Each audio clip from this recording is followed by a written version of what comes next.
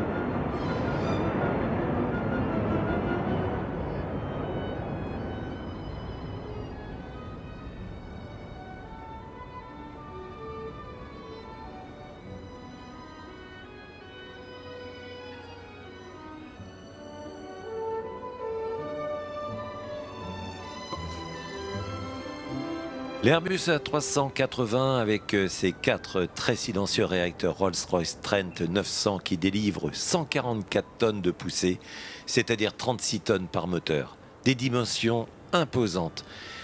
Un exemple, la gouverne de profondeur a la même taille que l'envergure d'un Airbus A320. Ça vous montre combien cet avion est immense.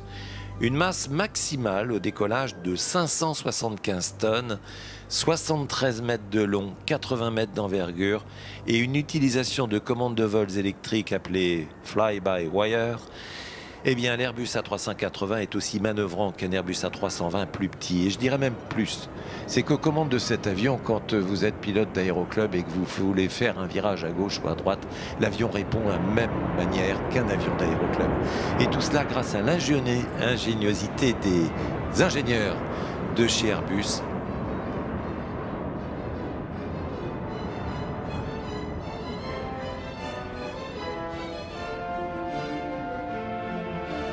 Sur les ailes, la balade des ailerons. Et la balade des ailerons, eh bien, ils vont se lever de manière indifférente d'un côté comme de l'autre pour donner immédiatement la réactivité aux ailes sans justement qu'il y ait d'efforts structuraux. C'est extraordinaire. Sur cet avion de chez iFly, vous pouvez voir qu'il y est écrit Not too late for coral reef.